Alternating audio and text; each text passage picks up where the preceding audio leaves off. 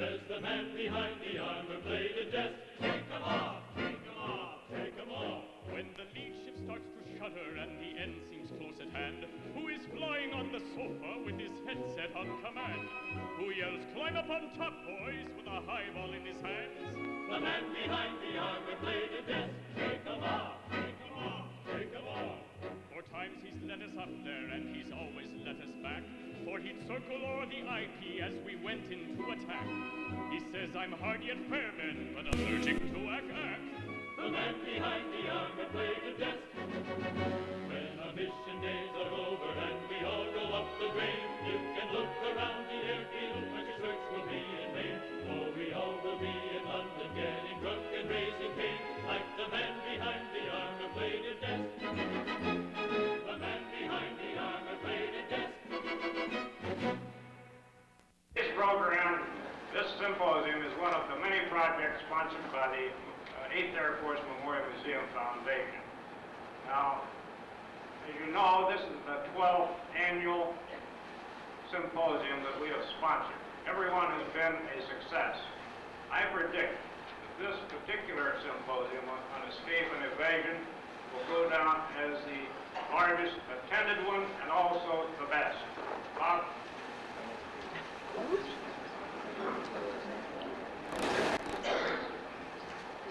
Today when you leave, ladies and gentlemen, I'm sure each of you will share with all of us who've seen this program and met these very, very interesting people that this will probably be the most compellingly interesting program that you'll ever see or leave with, which talks to the times and rough times of our World War II 8th Air Force days.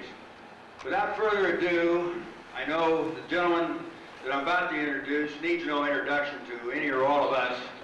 Our esteemed historian, the mighty 8th author, Mr. Roger Freeman. Roger.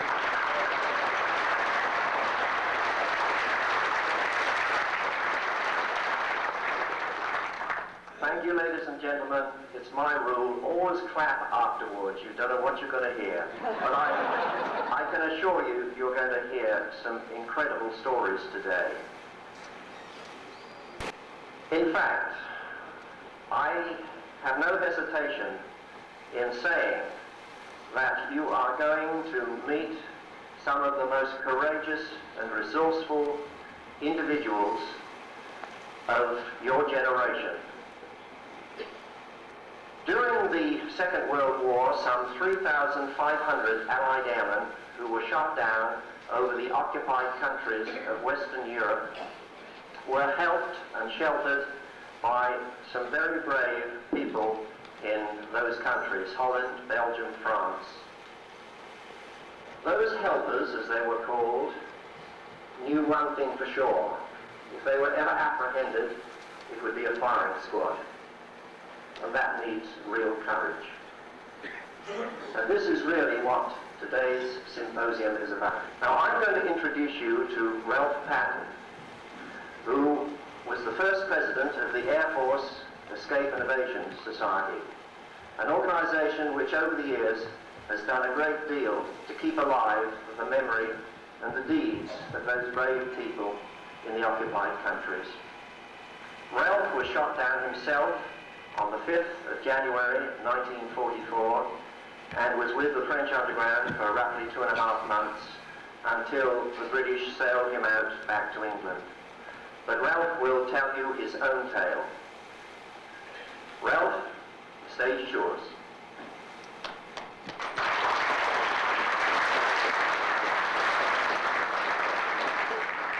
I hope you can all hear me.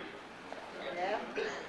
It's a privilege for me to present this story to you today, and I'm happy to see it's such a large group that is in attendance. We do have an interesting story, but first I have the privilege and the honor of introducing some guests that have seen fit to favor us with their presence today. In the front row, we have a dear friend of AFIS and a dear friend of the 8th Air Force Historical Society, who helped over 100 American airmen while she lived in Belgium. I'd like to introduce Madame Anne Brusselmans, who now lives in Florida and in Georgia. Anne Brusselmans, who I think most of you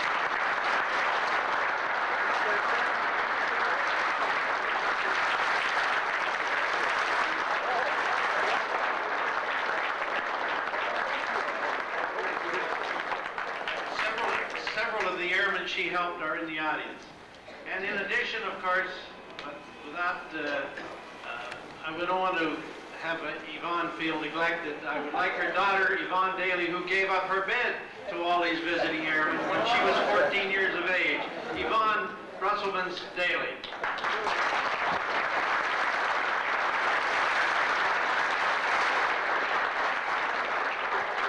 In addition, we are privileged to have in the audience 6 Belgians who are on a visit to the United States, courtesy of Leland Smith over in Lexington. And I would like to introduce to you Piet and Brigitte Daudet. Piet's father, Joseph, was a member of the Secret Army Belge, and he helped American flyers to escape, but he was executed by the Germans. Piet and Brigitte Daudet.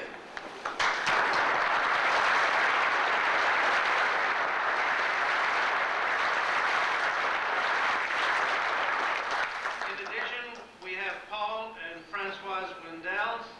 Paul's father, Marcel, was a member of the Secret Army Belge. He helped flyers to escape, and he also was executed by the Germans. Paul and Françoise Wendel.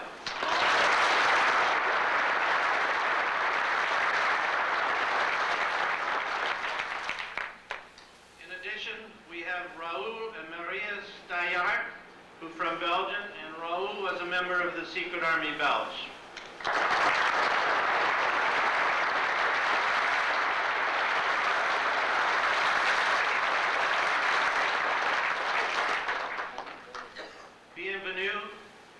Nous sommes très contents que vous êtes ici, que vous êtes parmi nous aujourd'hui. Bienvenue à Bon Séjour.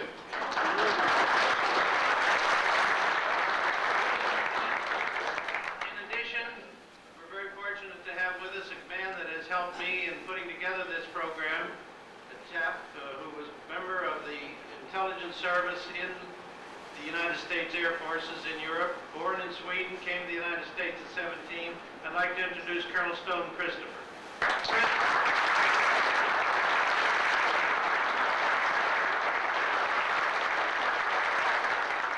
We have another friend in the audience who was married to one of our panelists, and I'd like to introduce Colonel Roger Files, who was a fighter pilot, but fortunately or unfortunately not with the 8th Air Force. Colonel Files.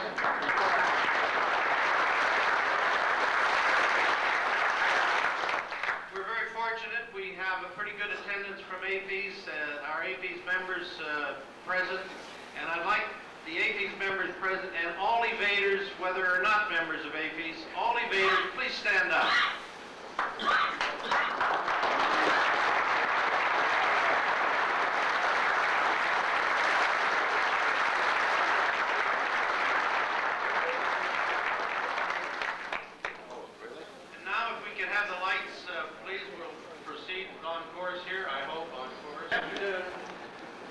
Tell you a little bit about APs. We tried to find an acronym, but we couldn't come up with anything that was suitable. So the Air Force's Escape and Evasion Society was formed in 1964 as a result of a meeting of 35 American airmen who had been shot down in Western France and came out by means of Operation Bonaparte. Of course, at the time we didn't know anything about what Operation Bonaparte was, but we knew a couple of the leaders. And we invited the leaders of the réseau to Buffalo, New York in 1964. On the left is Raymond Lafosse, who was a radio operator. You're losing me, or I'm losing you? Okay, the lady is Anita Lemonnier, who was an interrogator, spoke fluent English. She lived in Paris. She interrogated all airmen coming through the Shelburne line. The little chap in the middle is Captain Lucien Dumais, who was a sergeant major in the Fusiliers Montreal, and was captured at Dieppe, escaped, and got back to England, volunteered to go back into France to set up Réseau Shelburne. The man on the right is Mathieu Branchou, who was a resistance leader, World War I veteran, and he organized the resistance in the Tanneguingon in western France. The outgrowth of that meeting was APES, the Air Force's Escape and Evasion Society, whose raison d'etre is to let the people that risk their lives to help us know that we have not forgotten what they did. This pin is a lapel pin presented to all bona fide helpers, and unfortunately it's difficult to read, but it says, "We will never forget." And that is the slogan, and that is the reason we exist. We present certificates of appreciation to the helpers. Each and every day somebody deserving comes out of the woodwork and we send them certificates. Every year we send over 600 Christmas cards to our helpers overseas. We 3 times a year publish a newsletter and have a meeting every year, the union. In one of our ceremonies we presented a plaque on the Plage Bonaparte where we departed from France in 1944. This says, "We, the 94 American aviators who embarked for England from this beach on the dark nights of 1944, say to our friends of Réseau Shelburne, we will never forget." Again, advancing the theme. This was a monument, a marker that I had the pleasure of dedicating to my 3 crewmen who were killed near the village of Cabriès-Below in western France. We had in 1976, we had 72 Frenchmen to the White House for a visit. And in 1978, we had 34 Dutch helpers to visit with President Carter at that time. In addition, we had a big ceremony at the Tomb of the Unknown Soldier where 2 very fine Dutch helpers presented a wreath in memory of the unknown soldiers. This has been a slogan. We've passed out thousands of these buttons in western France and throughout Paris, from Paris all the way west. This is when it all started, and I'm sure all of you remember the day in 1941 when things hit the fan and your life was changed forever. I was a young man of 21, I was healthy, I was single, and I was pretty good draft bait.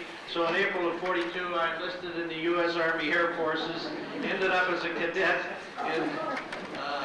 My first airplane ride was in Sykeston, Missouri in a PT-19. I graduated after 60 hours to Coffeyville, Kansas, where I flew BT-13s on to Aldous, Oklahoma for AT-17 training in AT-9, a few hours in an AT-9. When we graduated from Aldous, we were sent to Pyote, Texas for B-26 training. The only B-26s they ever saw down there had 4 engines and were made by Boeing. I ended up as a co-pilot on the B-17 of the 94th Bomb Group, 331st Squadron, going overseas in October of 1943 with the Glenn Johnson crew number 38 of the Reeves Provisional Group. We started flying combat missions in October of 1943, and on the 5th of January 1944, we bombed the airfield at Mérignac, which was about 40 miles east of Bordeaux. And over the target, we were attacked by Me-109 fighters that put holes in our horizontal stabilizer, the right horizontal stabilizer, and the big vertical stabilizer. We were unable to keep pace with the formation, going back up over the Bay of Biscay, and right smack dab in the middle of the Britain Peninsula, we had an attack by FW-190s flying out of Lorient. We did very well in evading their attacks for 2 passes, and we tried to turn slowly and change altitude up and down, and the first 2 passes were not very fruitful.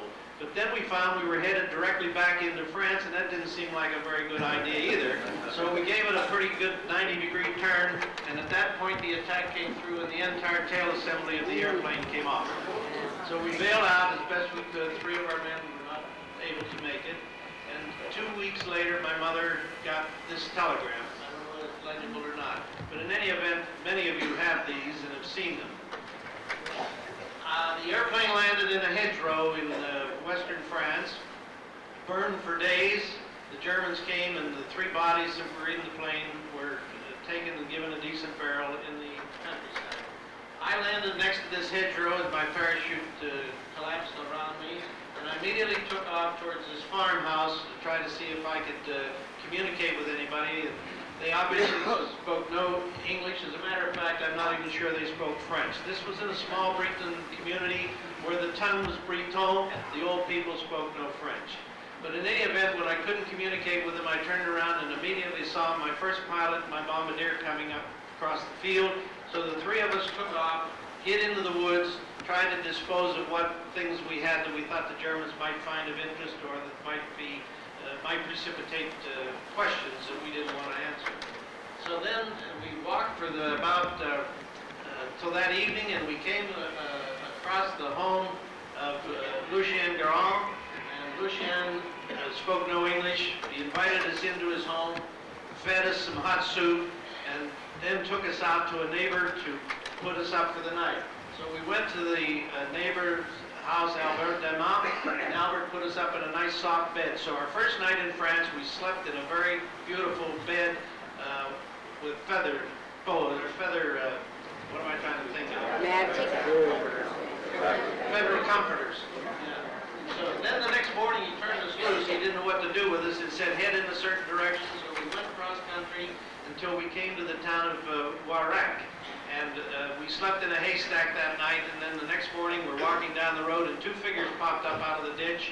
We thought, God, they were German for sure, but they turned out to have been our waist gunner and a navigator from another crew. So now we're five of us are wandering around in uniform, violating all the rules that we've been learned to handle. Cruising across the country, we went across the canal. The German observation post was on a hill across the canal, and then took off again at night, walking in the curfew, and we came to the town of Purée. We came in from the upper right, and we were smart enough to think you don't go walking through town at high noon. So we walked around the town to the left, and we came out on the road at the lower corner, the lower left-hand corner of the stream. And we looked back up the road, and there's a schoolboy standing in the middle of the road. We said, oh God, what do we do now? So we knew that he had seen us. We paused for about 2 or 3 minutes, and finally, the hell with it, and away we went walking down the road. But what had happened is the schoolboy went back to school, and he was late. And the teacher wanted to know, what's going on here? How come you were late coming back? And he said he had seen 5 American soldiers in the road. Well, this blew Tony's mind. And Tony turned her class over to Monsieur Daniel, the chap we called Mr. Chips, and she came looking for us. And she found us out hiding in a field where some other Frenchman had taken us. And this Frenchman had taken us into a bistro with the largest wine barrels I'd ever seen in my life. He's 6 feet tall. And they fed us wine, and they had hot soup for us. We didn't know, and we didn't care when the war on. In any event, Tony came with her friends that night, and they took us back to the schoolhouse, all 5 of us now. Well, she couldn't put up 5 in the schoolhouse, so 2 of them went with Marcel and with Josephine on the left. Josephine lived in a home next to the school, and her parents, she lived with her parents, and she brought these 2 airmen in to sleep in this house. So at night, 2 of us stayed in the schoolhouse, 2 of us came to this house, and 1 of them went with Marcel, who was the other chap in that picture, who's now Josephine's husband, but they were affianced at the time. So Marcel lived across the street, and it was the damnedest circus you ever saw at night. All these 3 guys would leave the school, and then in the morning they had to get back. Well, there was hell to pay when it snowed one night, and all the footprints were in the snow. But we would go out to, this was a little store where they found provisions for us, and they provided us with provided the school teacher with some food to feed us. This was a picture of me and Mr. Daniel, Mr. Chips, taken outside the schoolhouse door. We were trying to get a photograph for my false identity card. Mr. Daniel, Mr. Chips, was killed by the Germans 4 days before the liberation of their town. They made, while we were holed up, they had to make false identity cards for us, and this was my false identity card. I was Rani Pailly. I was a traveling salesman, but I was also a mute. Now,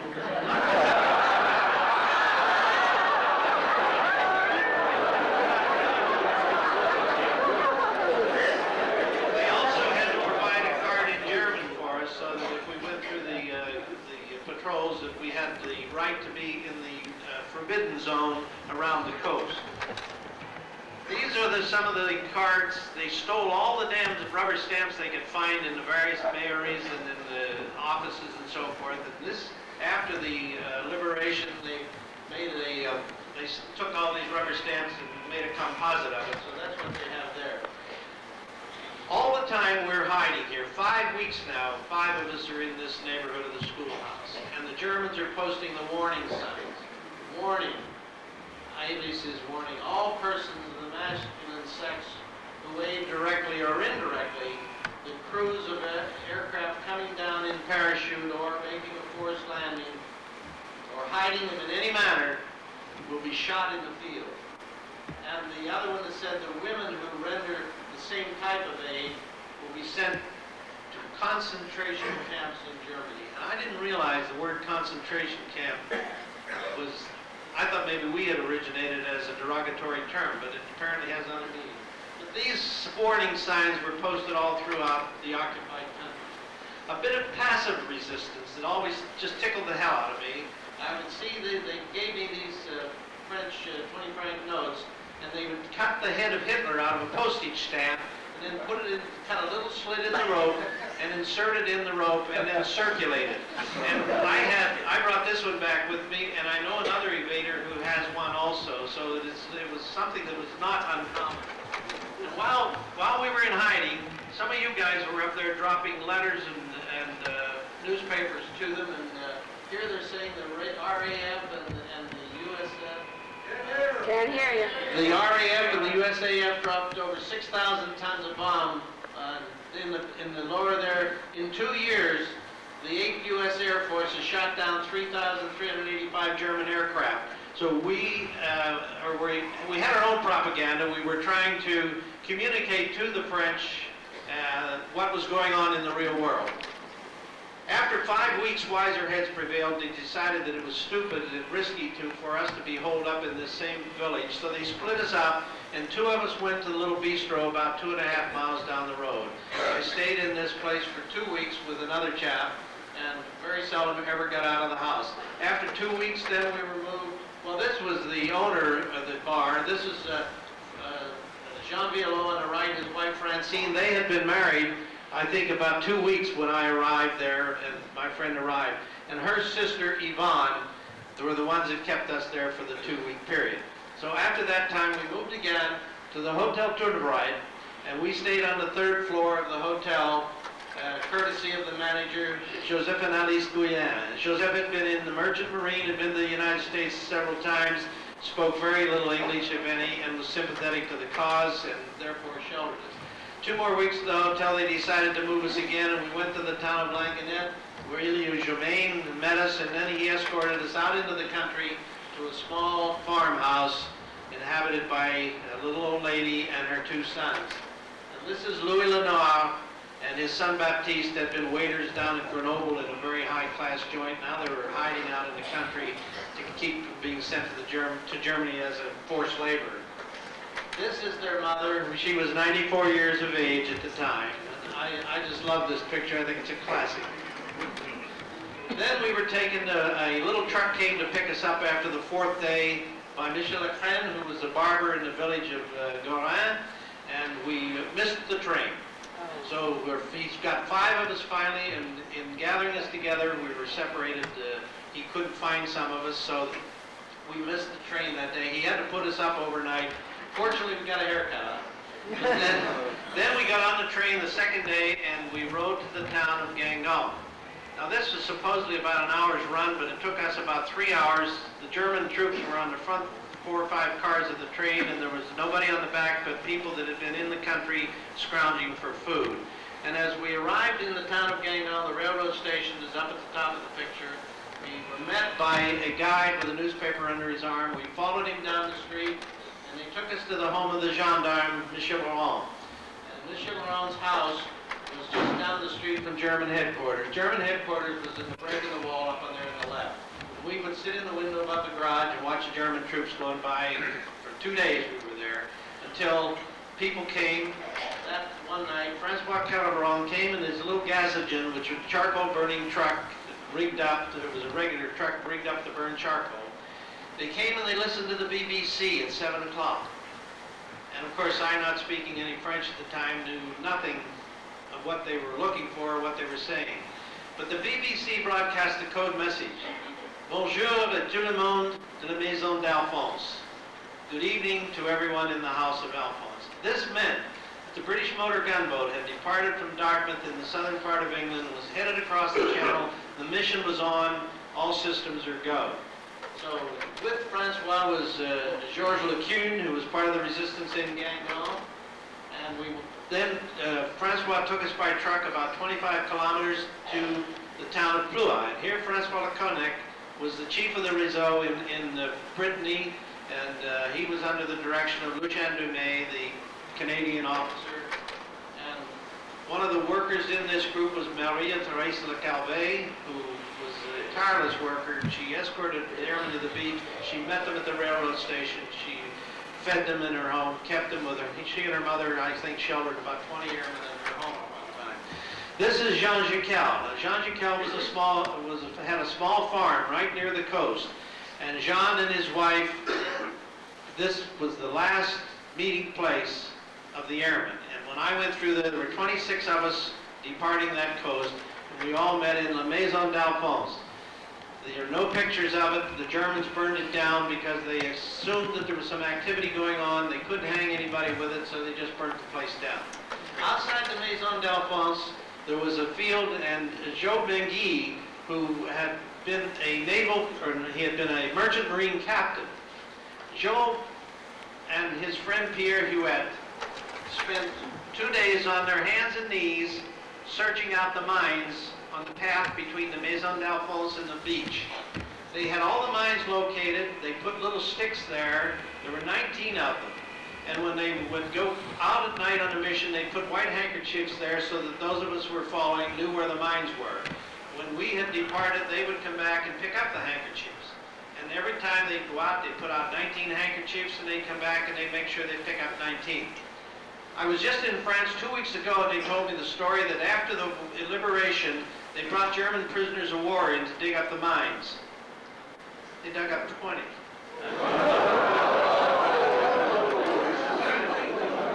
This was the beautiful beach in western France where the motor gunboat came in to pick us up. This is the cliff that we all came down, and we sat on the rocks on the right-hand side of the picture, looking out to the ocean, no moon, no stars, pitch black, German coastal defense batteries on either side. And when the batteries opened fire, it was like daylight, and we thought sure as hell that they'd sunk our boat out there. But no, after about 3 hours, the boat finally came. Little rowboats came in on the swell, and we climbed on board. The British sailors rowed us out about a mile or so at sea to pick up MGB 503. And the 503 boat was the one used in most of these missions, and it was a high-speed boat, pretty well armed. And en route back to England, we ran into 6 German E-boats, and the guy said, come on, we were all below deck. And they said, well, come on up, we want to see a good show up here. We said, the hell with that noise. So we out-evaded the German E-boats, and 4 hours later we ended up in the town of Dartmouth in southern England, safe and sound. Now, when we got back, we started to learn a little bit about what happened. We had a picture taken of the 5 of us. How did that happen? In any event, these are the 5 that were together. We came out on separate nights. 2 came out in March 18th, 2 on March 20th, and 1 I think later. So we did all get out. But then my mother received a telegram at that after I had been back in England 2 weeks, and all they knew was I was back on duty, back on active. It was a big deal. Everybody was thrilled to know that.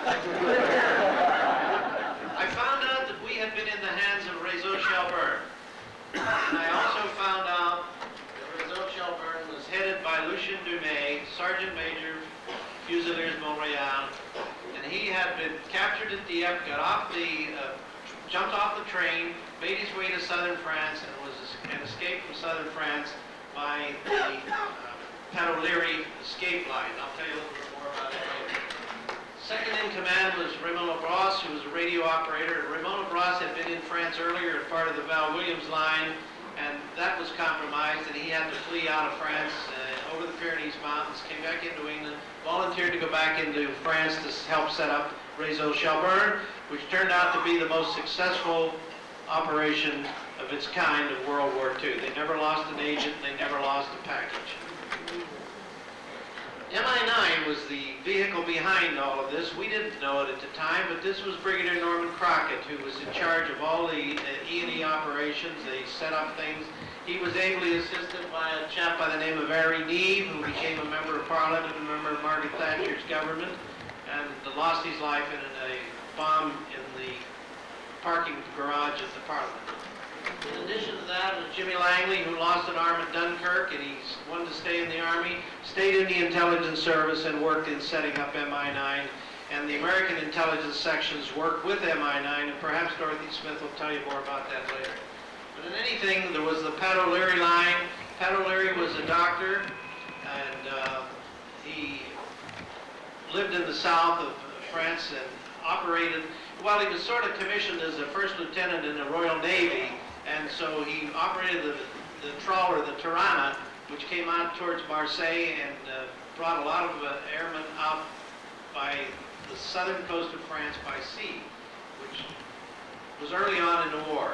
So Pat O'Leary turned out to be Major General Albert Garis of the Belgian Medical Corps. He has since died within the last 3 or 4 years. Then there was the Val Williams line.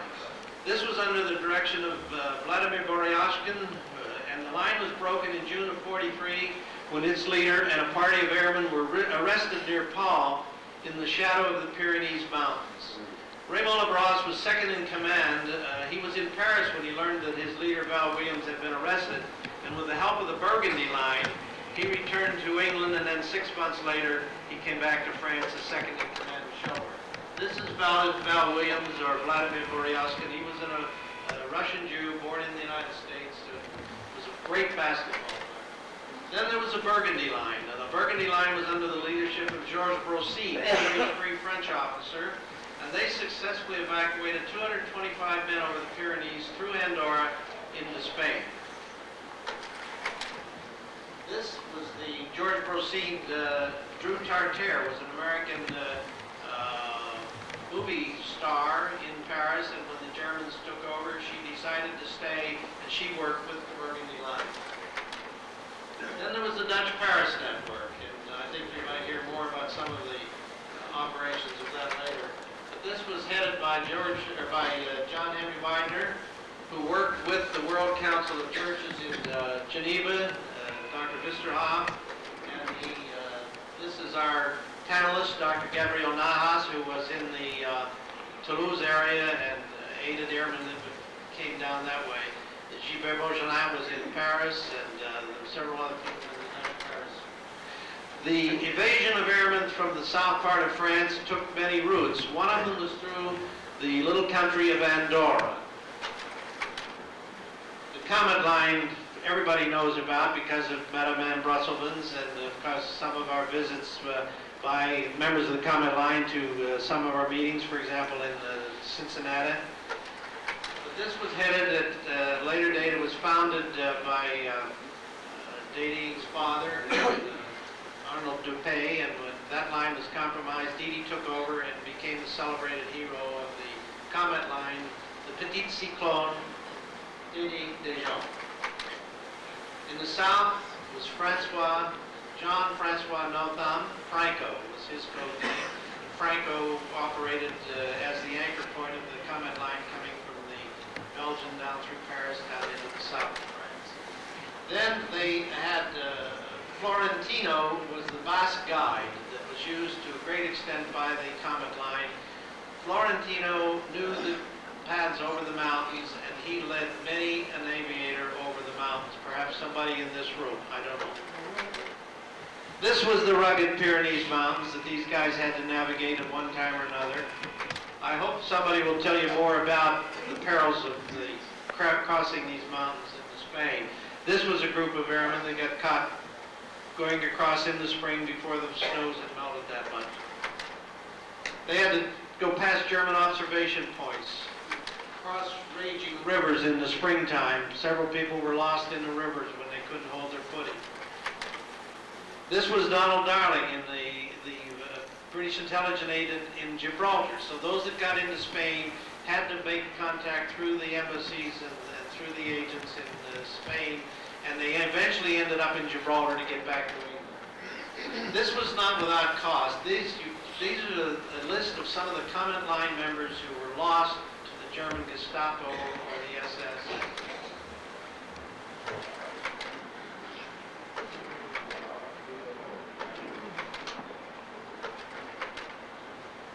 Many books have been written about escape and evasion. And I'm just going to show you a few of them. This is Jimmy Langer's book. This was Women in the Resistance was a book that APs cooperated with Dr. Rossiter for several years in publishing this book. We wanted to ensure that the women of the resistance got their proper due.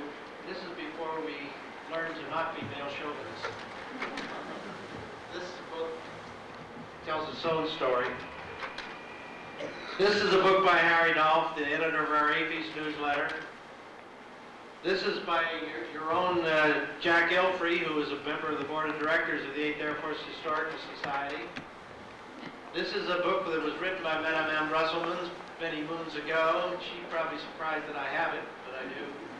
And she is rewriting it, so stand by for a great public announcement.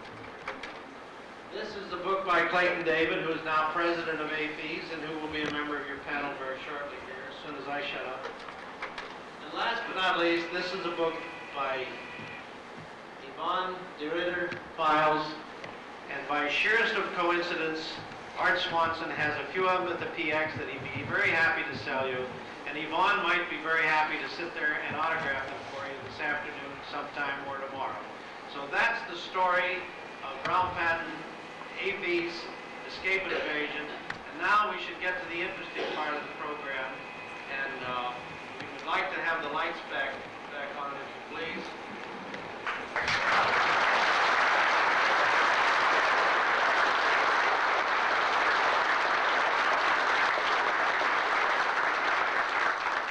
Now I'd like to bring our panelists up. We have them all seated in the front row here, and we wanted them to see the show also, so now we'll bring them up. And I'm going to bring them up in no specific order as far as the seat. Of only 4 living survivors out of 300. Charlotte Mamba.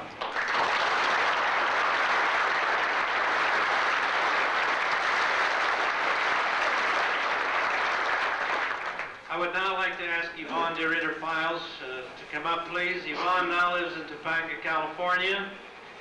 Yvonne de Ritter joined the resistance in Antwerp, Belgium in February 1941, working as a secretary and as a courier for the General Sabotage Group of Belgium, known as Group G. She later was involved in sabotaging German vehicles and distributing mimeographed underground publications. She started providing shelter to evading Allied airmen in the spring of 1943. Arrested by the SS in late 1944, she was sentenced to be hanged. She was freed when the advancing Allied armies liberated Antwerp. Yvonne de Ritter Files. Now living in Englewood, New Jersey, is a Kentucky colonel appointed by the governor of Kentucky several years ago. All you Kentuckians, salute your colonel. Dr. Nahas would probably rather be talking about his current war. He is one of the world's authorities on the effects of the drug culture and the effect of drugs on the human body. He feels that this war he's fighting is very important for our children and our grandchildren. But during the war, he was operating in the region of Toulouse, France. He started working with the resistance in 1941 by printing and distributing a clandestine newspaper. He was arrested in December 1941 and held for 2 months. He was released for lack of proof, but from May of 43, he worked with the Dutch Paris line, evacuating Dutch and Belgian officers from Switzerland into Spain. After November 1943 until June 1944, he was involved in organizing convoys of airmen out of Toulouse into Spain. He also worked with Francois Desarts, who had taken over after the arrest of Pat O'Leary and the Pat O'Leary line. They were helping British and American airmen to evade capture. His citation for the Medal of Freedom with gold palm reads, he was responsible for the escape into Spain of more than 200 Allied evaders and for the organization of a vast underground escape net which aided the U.S. in the war against the enemy. Dr. Gabriel Nahas. They used to call him Big George, but anyhow, his name is Hank, H-E-N-K-E. Little George. But he won't acknowledge if you call him Hank.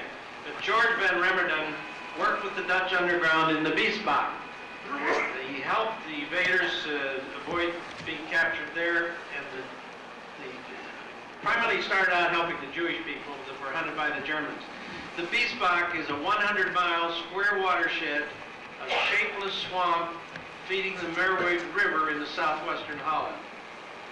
Only the area natives knew their way through this swampy maze. The Germans patrolled major waterways, but hesitated to travel the back channels frequented by the underground. He commanded a small group of resistance fighters who scrounged food from black marketeers and collaborating farmers. He was active with explosives and was sabotaging German facilities. George Van Remmerdam.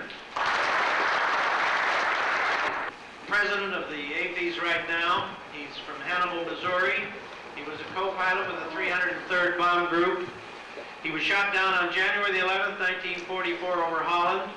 He traveled from Amsterdam to Maastricht, to Brussels, to Paris, to Toulouse, and he crossed over the Pyrenees Mountains and eventually ended up in Pamplona, Spain.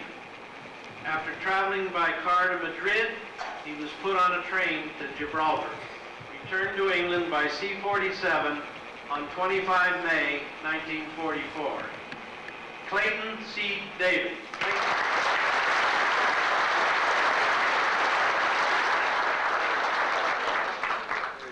Mr. Lee Gordon. I never knew his name was Lee, but Shorty Gordon, come on up. Shorty now lives in Australia, and he came here for this symposium, and he's going back within a few days. But Shorty was a gunner with the 305th Bomb Group. He was shot down on the 26th of February 1943 near Wilhelmshaven. He was taken prisoner and sent to Dulag Luft, then to Stalag 8B, Stalag 7A, 5A, 5B. After 2 unsuccessful escape attempts, he succeeded on the 3rd try, and he traveled by train across Germany into France, made contact with the underground in France, and escaped by way of Réseau Shelburne's Operation Bonaparte. Shorty Gordon is, to our knowledge, the only American airman ever to escape from a German POW camp in Germany and return to England prior to D-Day. Shorty Gordon, San Antonio, Texas. He's a rated officer, but he was acting in the command capacity when he flying a mission on the 22nd of February 1944. He flew with the 303rd Bomb Group, and he landed near Duffel, Belgium, and made his way to Switzerland. He escaped back into France, intending to cross the Pyrenees into Spain. Established contact with a French resistance group at Avignon in southeast central France, and he organized a battalion of Maquis who were primarily engaged in interdiction of railroads and bombing of railroads. He remained with the Maquis until September 1944, when the U.S. 7th Army liberated the area. Colonel George Weinbrenner spent his career with the intelligence service, retired several years ago as a full colonel. Now I'd like Dorothy Smith Hunting to come up. Dorothy Smith was WAC captain in the intelligence service in England. Many of our members met her during the war and were interrogated by her. She has a lot of interesting things to tell us. Captain Smith was located in PW and X headquarters on Brook Street at the end of the war, was responsible for interrogating a number of evading airmen. After the liberation of Paris, she moved to Paris to help organize the recognition and the awarding of medals to deserving members of the underground who helped America's airmen. Dorothy Smith Hunting. Dorothy.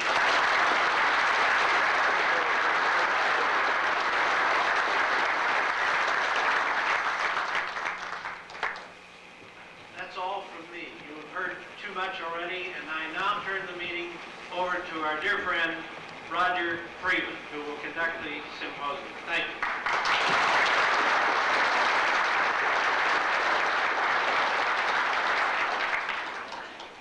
Well, ladies and gentlemen, we'll now have the stories of the individuals who are up here, the panelists. And I think we'll start with the gentleman right at the end on my right, George Ramadan. And in fact, I must apologize that my Anglo-Saxon pronunciation may play havoc with some of these names. But I think you know who I mean. And I apologize for missing out the van. I've just been reminded. So that's a very good start.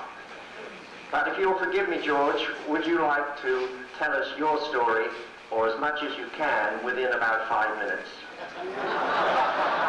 Good. Can you hear me? You've heard how several airmen were escorted by us. I did some of that too with a girl by the name of Jan. But we also did something else that some of you might not know about. I think all of you have heard of Market Garden, that started, I think, the 17th of September in 1944, when the planned by Montgomery, when they called it the Bombritztefar, I think, because it went not the way it was supposed to go. Some of you guys made it back, some of them did not. Some of them were wounded and were taken to an hospital in Utrecht.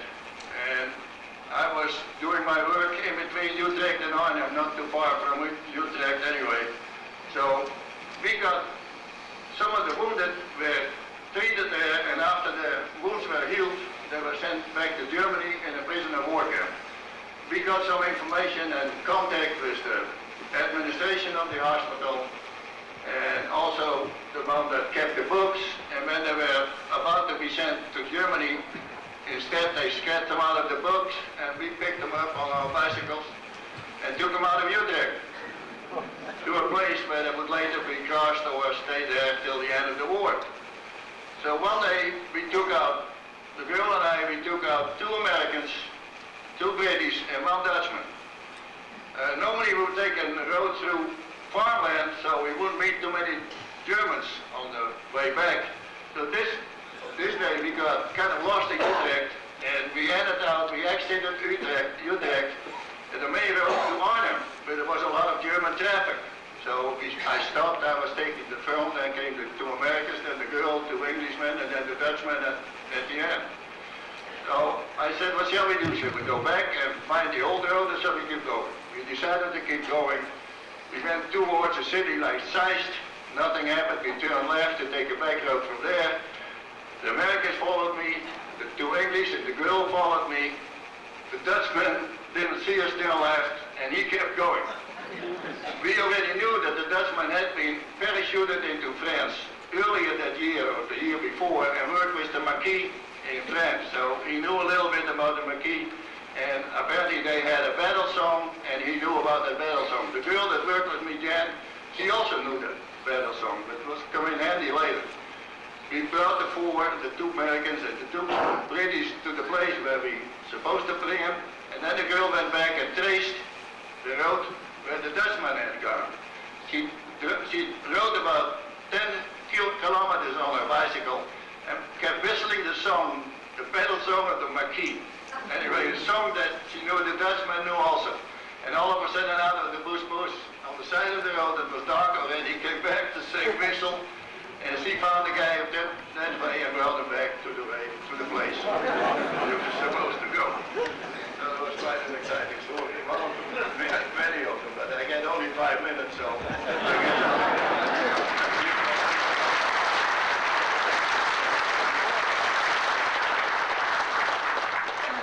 Thank you, George Van Remeden. Actually, he didn't even have his 5 minutes, but all the same, good tale, and I'm sure he'll tell us more later on. Now let's go to the other end of the spectrum, so to speak, and talk to one of those who escaped. Clayton David, would you like to tell us how you made it home? How many men out there remember 11 January 1944? The raids on Ossersleben, Brunswick, Halberstadt. It was a pretty deadly day. I happened to be a member of the 303rd. That night, we had 109 empty beds in my base. And just to give you a little perspective, and sometimes we had fairly good percentage of people evade. But when I returned to my base the 25th of May, I was the only man that made it out of 109. The majority, of course, we know later, were killed in action. Large numbers became prisoners of war. Well, after 2.5 hours of constant air battle, we were on our way home, and oh boy, when you began to get back around the Zuider Zee, you got back around Amsterdam, you thought it couldn't be too many more minutes. Well, we had 2 engines out, and the number 2 gas tank on fire, and it began to blaze pretty heavy, and it looked like it was the time to give up the ghost, and we did. I was flying co-pilot, and at 15,000 feet, I bailed out. I am here to tell this story today primarily for the thanksgiving of my helpers, and also to those unsung heroes like the paratrooper who came to our base and told us what to expect on bailout, on our very first bailout. Well, to make a long story short on this, I was the only man in our crew that landed on land. There was a 30-yard strip that existed between the Zuider Zee and Kingsmere Lake.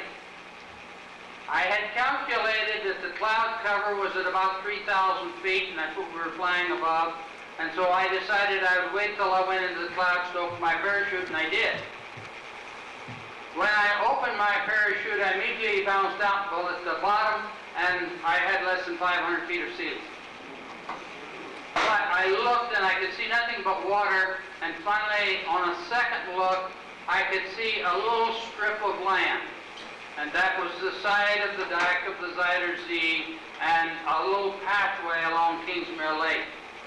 A paratrooper had said that when you want to go some direction, pull the shroud lines on that side. I did. It was my one and only jump, and it was letter perfect.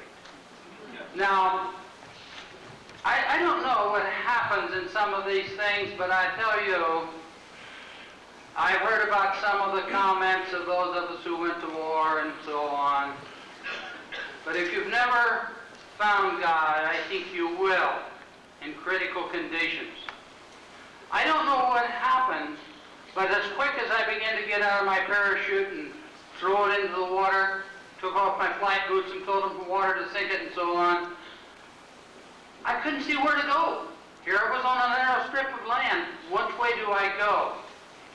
A man came riding by on a bicycle, and he pointed.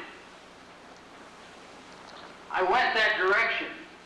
Having been back there several times since, I'd gone in the opposite direction, and I walked right into a little village and been arrested. Now, I don't know where that man came from, but he was there when I needed him. And I hid out in the drainage ditch until it was dark enough to move, or well, I thought it was, and then I immediately had help from a farm.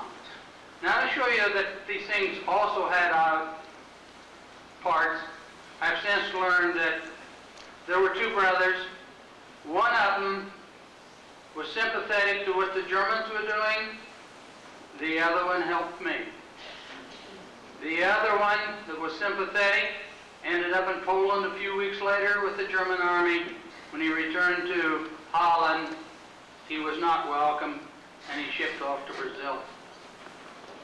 But it was the first night that I found very, very tough, wondering, I knew I was alive, but did my folks, who would get the message? I'm sure it's the thoughts that run through the minds of many in this crowd. But anyway, I also was interrogated by a man at this first farmhouse that did a beautiful job. I've since learned that he was a German.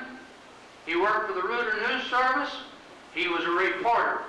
Living in Holland, he had become impressed with their activities, and he became sympathetic to them, and he helped me in the interrogation and did a thorough job. Well, anyway, I got into the underground organization. They took me into Amsterdam, Amsterdam to Venlo, Venlo to Maastricht, and Maastricht to Brussels, and later Brussels to Paris, and in Paris our group, and incidentally I was on Dr. Nahos's Dutch Paris line into Paris, but the group ahead of me was shot up in the mountains of Toulouse, and we were detained too long, and the people helping us were arrested. And so 8 of us, we broke up in pairs. 2, incidentally, out of the 8 ended up coming out through Shelbourne. 2 of us went across the Pyrenees, the other 4, 2 of which had escaped from the Germans in Holland, ended up going to prison camps. Now, I'm going to tell you a couple of little incidents. I don't know how many of you people were familiar with riding on trains when you were flying. Riding on trains, and you're a biker, didn't? No, I didn't know any better. My first train ride, I was given a ticket, and when I got off the train at Wendling, 1 mile from the German border, following my guide, I thought they were looking for passports, and I had a fake passport, and I had it in my pocket. I had never thought about the fact that they'd never picked up my ticket. They think you're honest over there, and you collect that ticket till you get off. And so we were all marching off of the train and turning in the tickets, and I was within 5 feet, and I saw the man wasn't taking tickets, and I had my hand on my passport. So what do? I just flashed my passport in front of his face and walked right on. He thought I was some member of the Gestapo, I guess, riding pretty fast. But in Paris, we had to break up, and the other man and myself, Ken Shaver from 388 Bomb Group, we traveled then into southern France on our own, and we again learned a lot about riding trains. It wasn't all successful, but it turned out all right. And we finally ended up in the mountains of central France, where some people helped us, later put us in touch with a group of the Maquis, and we were sent there for a period of time, received parachute drops at night, and then they were distributed in arms and ammunition. Well, when a couple came out to take us into Toulouse on a Sunday afternoon to go to Pau the following day, they didn't want us to waste any travel time, so they gave each of us 2 suitcases. We carried, and I don't think too many did this, we carried 2 suitcases into Toulouse, 2 apiece, and they were filled with hand grenades, machine guns, whatever ammunition and so forth that was to be distributed. So that turned out to be a little interesting experience. Then we went to Pau, and Pau went out into the mountains and had a Basque guide. And of course, that's a forbidden zone that you got into out there. The only people that had a right to be in the zone lived in the zone, and that was the treacherous area. I've since learned there were 4 of us crossed together, and that composition of 4 was Ken Shaver, the airman, was with me, a French courier who had been dropped in, made his delivery and his contacts, walked through the mountains into Spain, back to England, and he was on his 3rd trip. The 4th person was a Spanish deserter from the Civil War who had hidden out in France and was on his way back to Spain, and he paid his own way. And so it was kind of an interesting tie-in. I have since learned that of those of us who made it to the foot of the Pyrenees, which we thought was quite an achievement, that there was somewhere between 1/2 and 2/3 of us that got through into Spain. The rest either were captured or something happened to them. And some good percentage just were not physically able to make it and gave it. I ran over, excuse me. Thank you, Clayton, very much indeed. And now we'll turn to this charming lady on my right, Yvonne de Ryder-Files, and learn how she came so close to death in Belgium all those years ago. Yvonne. Ladies and gentlemen, before anything else, let me tell you, gentlemen of the 8th Air Force, that the sight of your squadron after squadron of bombers flying high up in the sky over my home in Antwerp, Belgium, on their way to bomb Germany, filled me with such excitement and feeling of gratefulness toward you. Give it to them, boys, give it to them, was our cry. My husband, Lieutenant Colonel Roger Files, U.S. Air Force career officer, fighter pilot, now retired, who is here with me, is not, as so many assume, one of those I hid in my home in Antwerp. No, he didn't fly out of England. He was fighting in the Mediterranean theater and earned many medals, including the Silver Star. I was involved, as you've heard, since January 1941 in espionage. Then sabotage as a member of the General Sabotage Group of Belgium, known as Group G, storing and delivering explosives to the men whenever and wherever they were needed. You can easily imagine that I had several close calls. But the biggest thrill in my 3.5 years of resistance work was in the last year, sheltering Allied airmen. The first delivery consisted of 2 Royal Air Force and 1 Royal Canadian Air Force. Now, before I go any further, it is important I give you a sketch of my location. My apartment was on the top floor of a 3-story home, 1 block away from 3 connecting magnificent parks, a beautiful residential area on the outskirts of Antwerp. Now, the Germans thought so too, judging by the fact that they occupied many of the big apartment houses all around me. So the coming and going of the Luftwaffe personnel was constant on the sidewalk below. I have a photo I treasure and which is reproduced in my book, which shows my 3 first evaders standing at my picture window, watching from behind the curtains the Luftwaffe personnel on that sidewalk. The second flyboys entrusted to my care consisted of 1 New Zealander, RAF fighter pilot Max McGregor, and Lou Rabinovitz of New York, U.S. Air Force.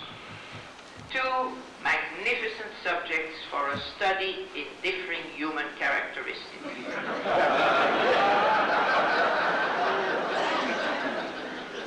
Max McGregor, very reserved, little shy maybe, perfect gentleman.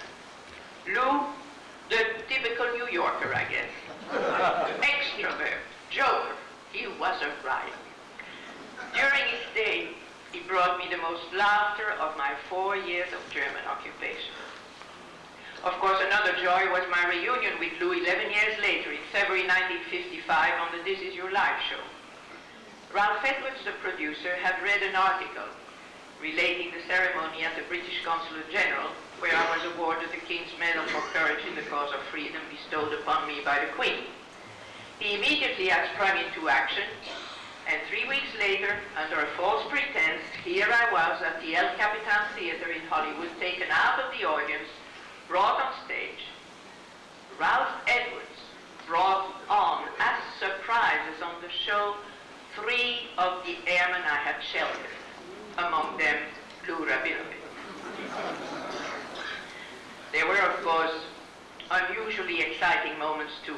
For instance, when, to calm the nerves of 2 evaders who had been stopped by the Gestapo and asked for their identity papers just as they drove into my street, I took them that evening for a walk through the park. As I mentioned before, these parks were just 1 short block from my apartment. By the way, these 2 men, in addition to the anxiety of the encounter with the Gestapo at my corner, had, in the shelter where they came from somewhere in Brussels, been obliged for 5 days to remain locked up in 1 room, forbidden to move around, and could only speak in a whisper. So you can imagine their nerves were understandably quite raw. Now picture us 3, walking arm in arm down the narrow park lane and constantly crossing paths with Luftwaffe personnel who greeted us with "Guten Abend, Guten Abend," as they passed by. Well, we 3 returned the courtesy with our own "Guten Abend." The comic of the situation brought laughter to the boys and a return to a comparative calm. The day I was notified by a breathless resistance emissary that I had been betrayed and that, quote, they would come to arrest me in an hour, I had 5 airmen in my home.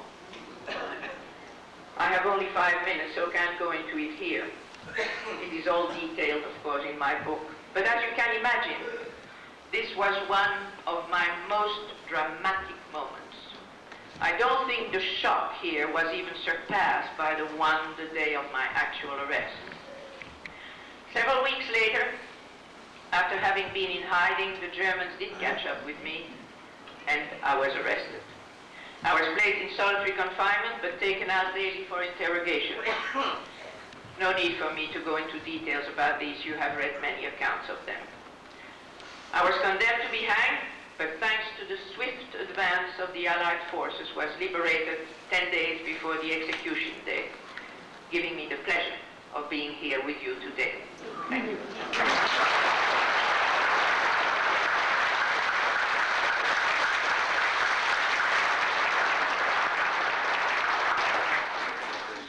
What a marvelous lady. Now we'll go to the other side again, to somebody who was a member of the U.S. Air Force, U.S. Forces in this case, George Weinberger. Once again, I apologize if my pronunciation is not quite as you would wish, but George, tell us your experiences in those long gone days. Thank you very much, Ralph. Can you hear me? I'm certainly honored to be here, and like my friend Clayton, my main purpose in accepting was to give public thanks, public recognition. Closer? Okay. To give public recognition to the French and the Belgian people who were responsible for my being able to be here today with you. Like our friend here on the right, I got shot down on the way back from Oschersleben, shot down over in Belgium. I spent only one night in Belgium. Belgian people were very, very kind and got me out of Belgium very, very quickly into France. I had a little bit of advantage because I spoke quite good French at that time, still do, and a little bit of German.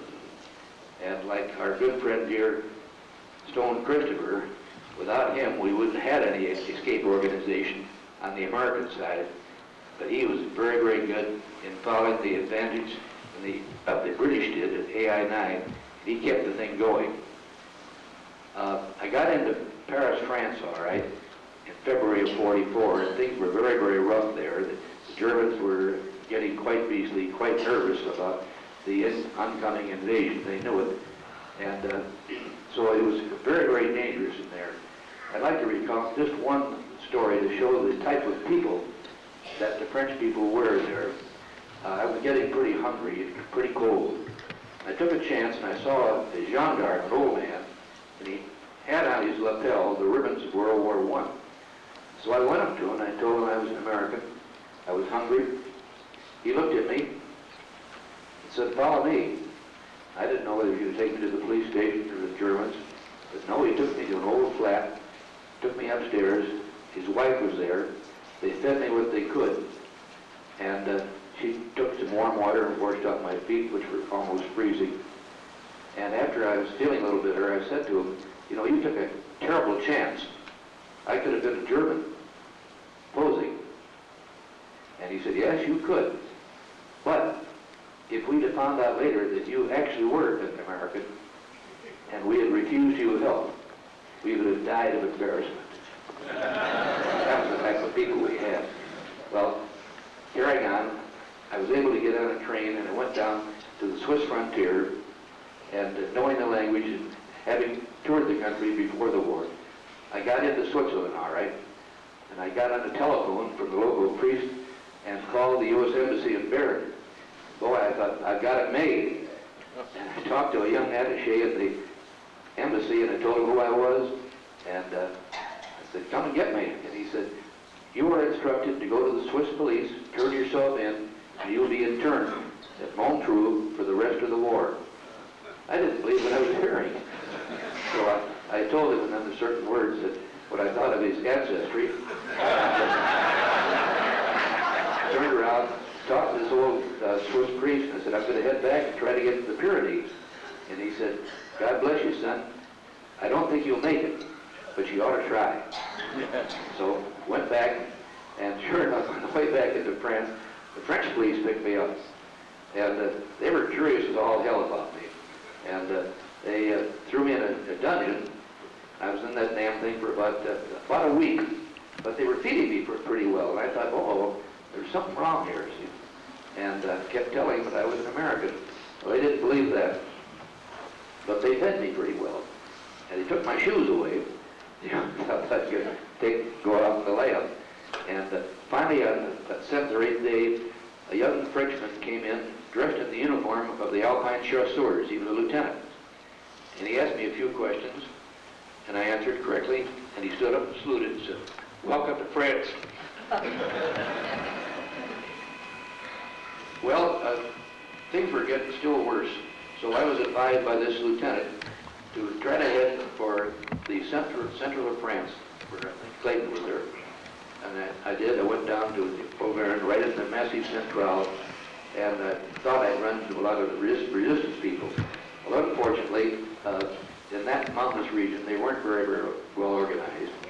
And I had no trouble getting food or getting help from any of the local people, primarily farm people, peasants, but there was no organized thing at all. One day, I got a message from one of the Frenchmen, and he said, "There's either a British or an American up in the next village, East-Loire, not too far from here." And I said, "You sure he's British or American?" He said, "We don't know." So I went up, and outside the little beach where it was, I listened to him speaking, and he was speaking French, but sure as hell wasn't an Englishman. At least it didn't sound like it. And sure enough, when the guy came out, I grabbed him, and it turned out to be an OSS officer by the name of René Dussac. He was killed later. And he was an Argentine serving in the U.S. OSS. So I asked him if he could get a message back to England for me. And he said, yes. He said, I can talk to Allied Force headquarters. And all I wanted to do was let my mother and father know I was safe. About 3 days later, he came to me and said, here's the message. And it said, you are instructed to remain in situ, render assistance, and organize the local maquis. I said, oh, well, it's an official order. That was it. And a few days later, they brought a Britisher to it. You saw his pictures, and I had Ralph had it, Harry Knee. And he was one of the heroes of heroes. And I talked with him for a while, and he said, oh, yes, you got to organize this maquis. So I did the best I can. And here's the remainder of what I have from the maquis. I had a uniform for the French Foreign Legion. And I still use this cap when I go to France fairly frequently. I leave it in the top of my suitcase. And the French customs, when they open it up, they see that, they salute.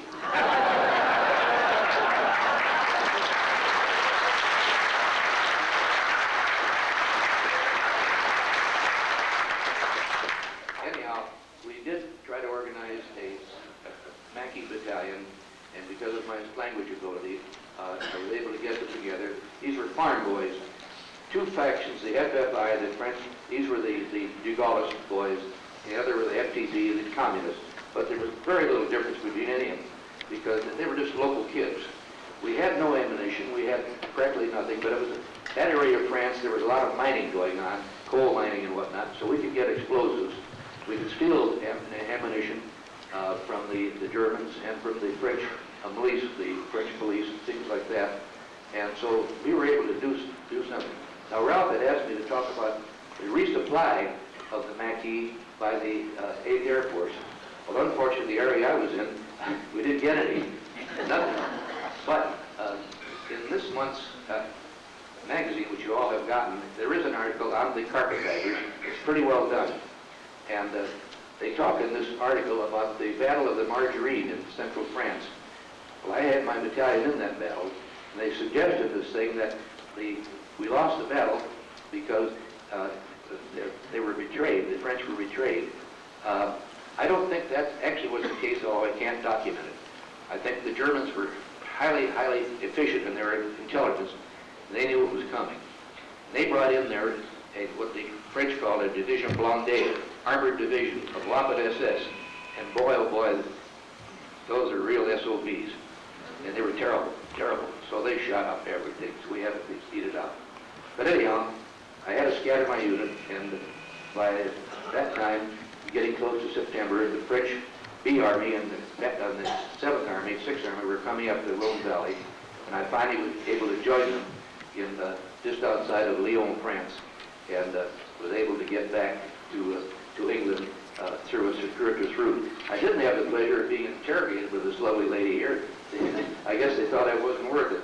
That was it. But I would like to just make one comment. The French and the British people and the Belgian people that helped me and helped others, unbelievable. And I would be very, very proud if under similar circumstances, our people would act the same way. I think they would. Thank you.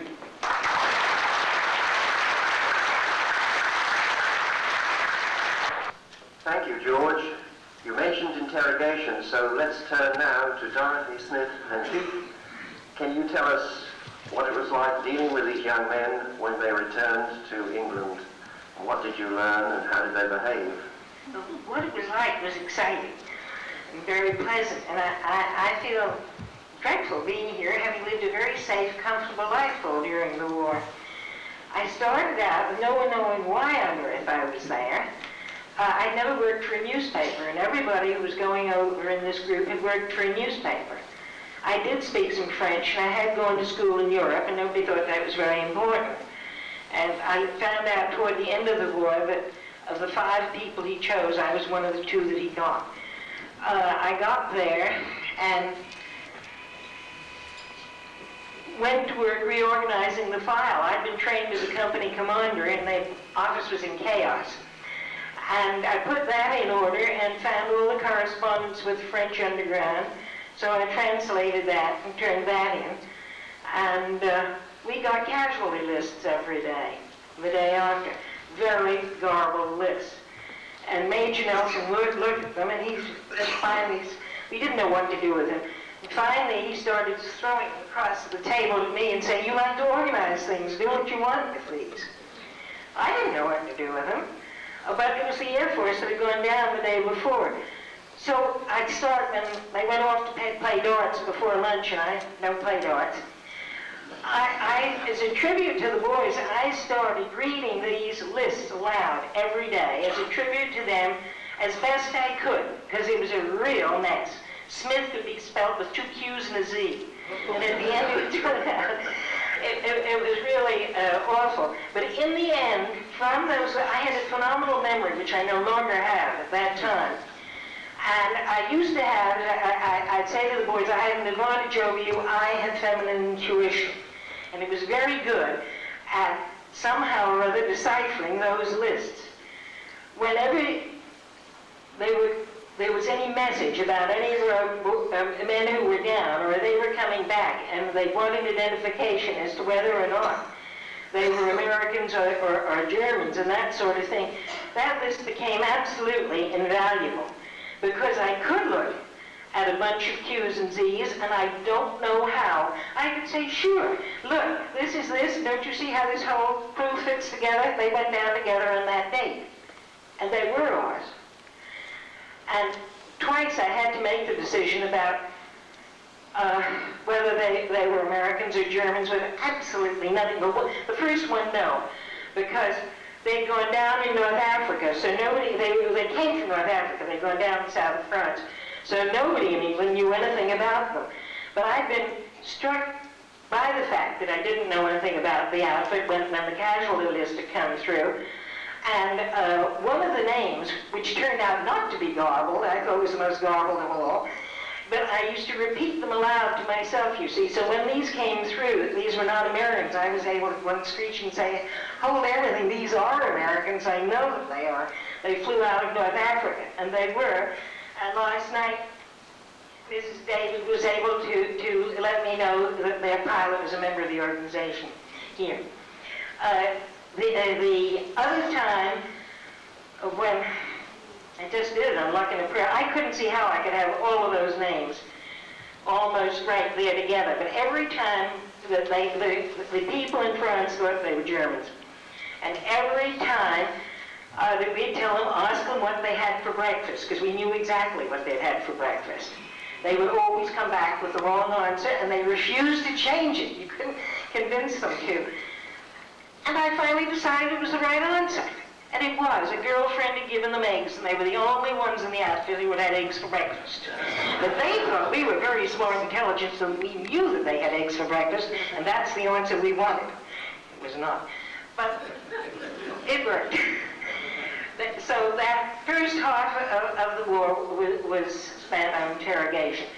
The second half, we went over to France, and it was to decide on what recognition and compensation was to be given. And they were going to try to, some people didn't want money, they had lots, but some people had suffered great hardships when they weren't in an organized line, you see, that could get money and that sort of thing. Also, what are we going to do for decorations? The French can give the Légion d'honneur à titre civil, so civilians can get it. And in England, they have the King's Orders. We had military decorations, period. So, think of the Air Force each year when the President gives out the Medal of Freedom. The Medal of Freedom and the Eisenhower Certificate of Appreciation came out of our office in France, working that out. And that was done so this country now has a decoration we can give for valor to civilians. And that was done. And that was, in many ways, maybe the most interesting thing. I had a lot of fun because we divided France into territories, and I got Brittany. And Brittany, the terrain lends itself to a lot of fighting, and there's a tremendous amount of resistance there. And, of course, sheltering went out. I've been on that cliff that you showed the picture of. That was the only time. When I first went to Brittany, I went into the bus and I said, I don't own any slacks. Slacks came with our uniform. And I know that my French officer number always wears slacks. He said, walk around my desk. So I walked around, he said, just stick to your skirt. And the only time I regretted it was when I went down that cliff. The only time I ever needed it. That I did that. But it was wonderful, and what was so fantastic at the end of the war, when the Americans liberated Dachau, that so many of the top people in the resistance were still alive, had survived the heartbreak of the December when the Germans broke through. The Battle of the Bulge. Because it looked as though they were invincible, and a lot of people, like my future husband, had seen all the craft lined up in England, and some, they even had a hard time getting through the disappointment of that. But when we liberated Dachau, you know what all those prominent resistors had to do was to escape from the Americans, because they had typhoid, and we quarantined them. And they all knew that if they lived there, if they stayed there, they'd die. They all went out back under the fence, and they came to us in Paris. And so many of the people who had fighting spirit did live through. It was fantastic. And it was time for people to get awards and decorations and get married and go home. It's the end of the war for me. Thank you, Dorothy. Now we'll go back to France again to Dr. Gabrielle Nahas. Would you like to tell us your part in those difficult, dark days? My friends from the mighty 8th Air Force. About 50 years ago, I was a second-year medical student in Toulouse, France. As a medical student, I was not drafted as all the fellows of my age. As a medical student, I was not drafted as all the fellows of my age who were sent to work in German factories or had to go into hiding. Toulouse is 80 miles away from the Pyrenees, the 10,000 feet mountain range between France and Spain. And I knew those mountains well, since mountain climbing was one of my hobbies. The Pyrenees were the main obstacle on the way to North Africa or Gibraltar in England. Toulouse, a city of 200,000 at that time, became the transit point of those who wanted to rejoin the Allied fighting forces. First in 1942, it was, we were able to guide through familiar mountain passes a few special agents and most young Frenchmen who wanted to rejoin in England General de Gaulle. For us, it was just a trek of a few days, but we came back.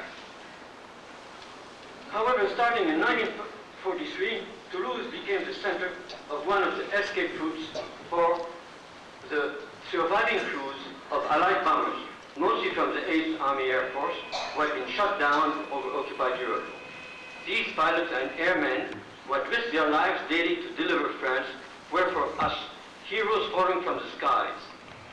An increasing number of them came to a city which was occupied by 20,000 German soldiers, quite apparent everywhere in their green or gray uniforms, and not to mention the hundreds of snooping Gestapo agents and their informers, impossible to spot. So we had to get organized to assist our heroes. We call them, by the way, our packages for delivery. As a medical student, I pieced together a little group of trusted friends and fellow students, most eager to become helper of heroes under the guise of handling packages for special delivery.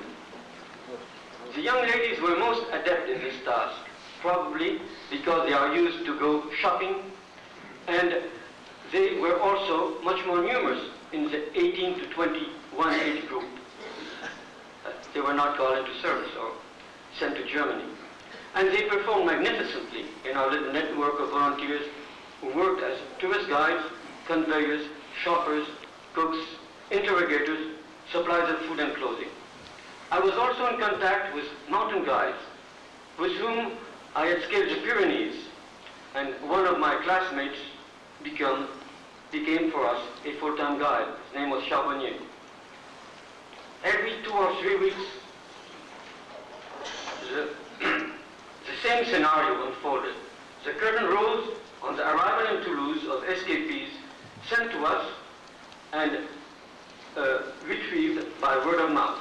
They came singly or in groups of 4 or 5 from the Dutch Paris or François network.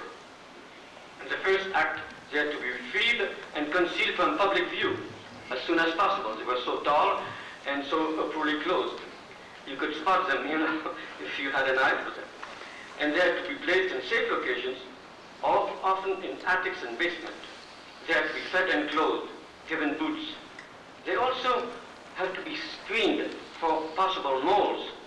And I remember one time there was this so-called French Canadian who came over all alone, and I had some second thoughts about him, so I put him with a group of true Americans. They had bailed out from the same plane, and I knew they were safe. And one day I came back, and this man had disappeared, and I understood that he had disappeared in a violent fashion.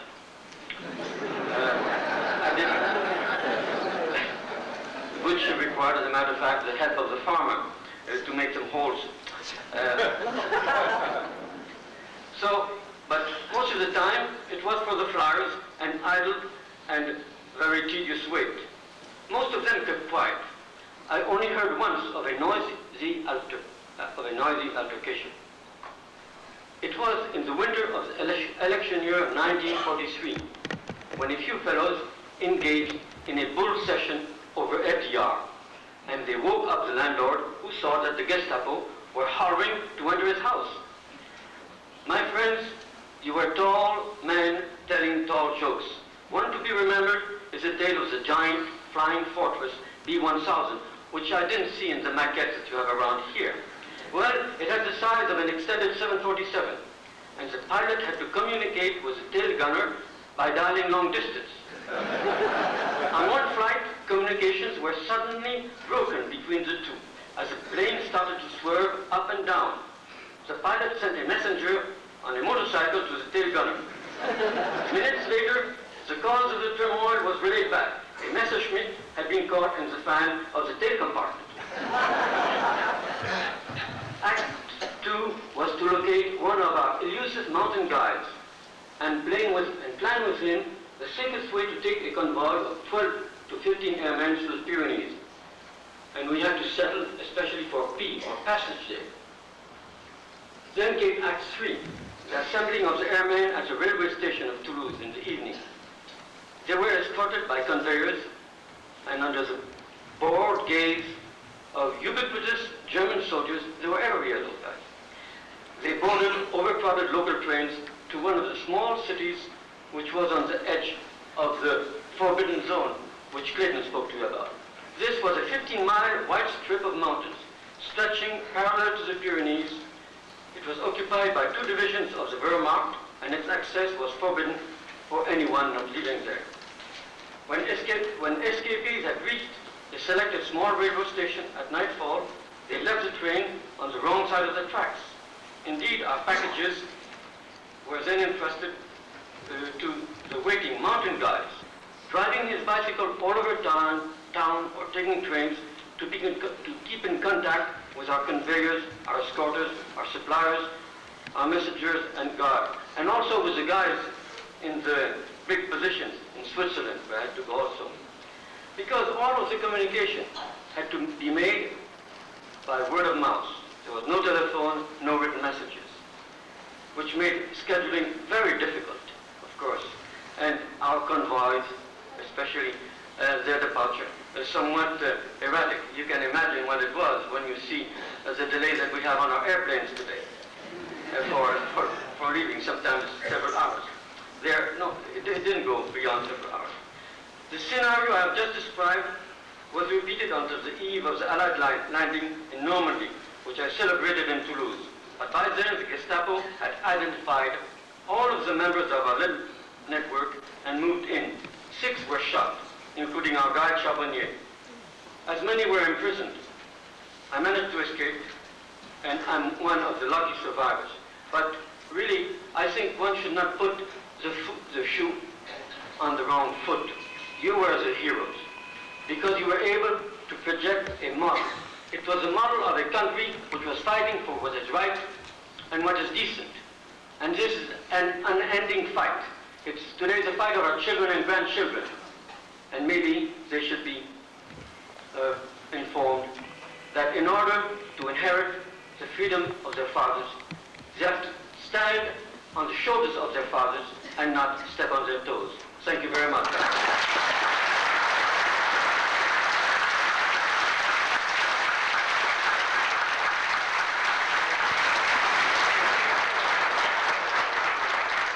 I know that you agree with me, there is a very fine sentiment, true as they come. Now we'll turn to another brave lady from Belgium, Charlotte Ambach. I thought you might perhaps be interested in some of the stories with pilots, with crewmen that I had. Some of them that made life more difficult for us, and some that actually resulted in quite a bit of laughter and fun. And there was one story. I had to go and fetch some boys at the border, of the Dutch-Belgian border, and they had been picked up by Dutch people and brought to a baker in Bray, and in order to get there, I had to take a train, and then a tram, and then partly on a bicycle, and partly to walk, and so on. And when I arrived, there were these 4 boys who had waited for quite a long time, and they gave me an absolutely fabulous welcome. They hoisted me up on their shoulders and danced around with me, and they nearly brained me against the ceiling. But, and then, so the next day, I took them back again by bicycle, tram, and train to Brussels, and in the train, I had them dispersed, and one of them was sitting in a compartment, and I told them when I pass by and blow my nose, you know that you have to get out, that is, when that moment came, the one who was in the compartment, he was fast asleep. So I said to another one, I said, can you go and get him? And so he went in and tried to wake him, and the first one, the one that was asleep, said, oh, what? In English, that was not exactly the best moment that I passed. I was a little bit afraid that it might have bad consequences, but everything went fine. That was one. We had also a very bad moment at one time that one of the airmen There were two, they were ported in an apartment, a nurse's apartment in Brussels, and they were all alone there. The nurse was, during the day, she stayed away there. She only went once a day to get, and one of them had started bleeding internally. Apparently he had either had a bleeding ulcer or a stomach rupture when the opening parachute, jerked him up and something was wrong with him. We didn't quite know what to do. The nurse, thank goodness, she knew a doctor who actually put himself in double jeopardy. Not only that he was trying to help in one of the airmen, but he was also Jewish.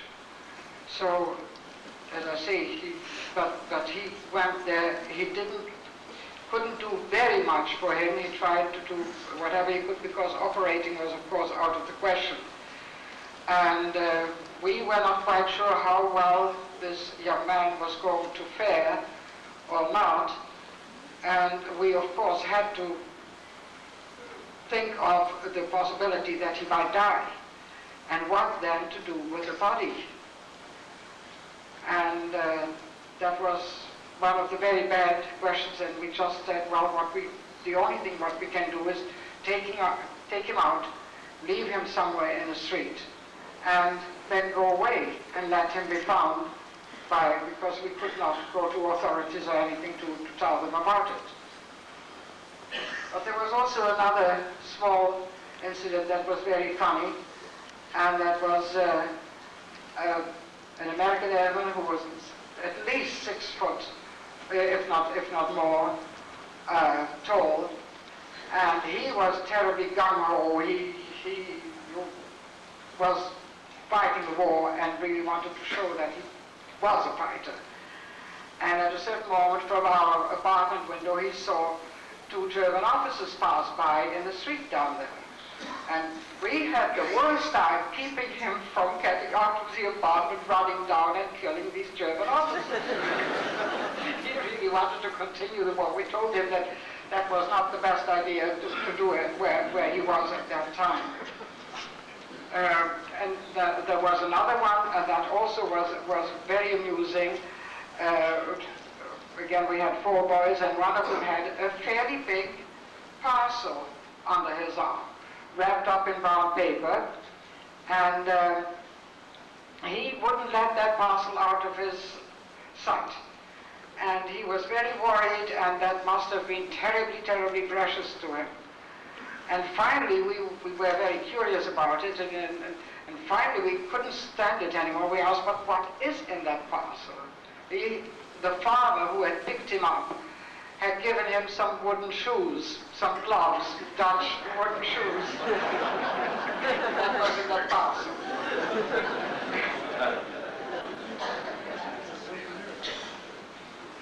Yes.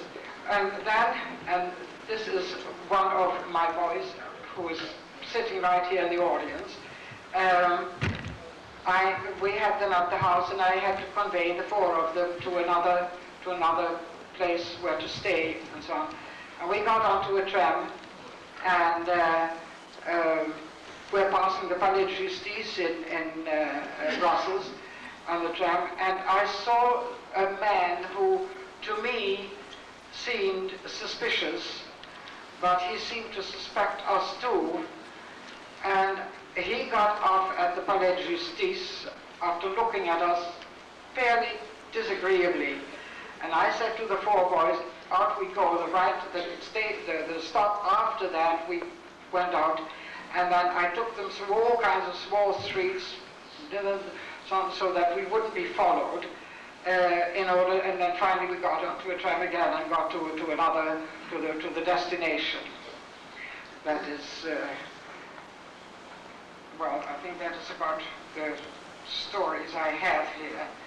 And I also want to say there's one sound and one thing that I shall not ever, ever forget, and that is the vroom, vroom, vroom of the fleets of the big bombers coming over and the gratefulness when we had them did work like angels flying over. And thank you all very, very much.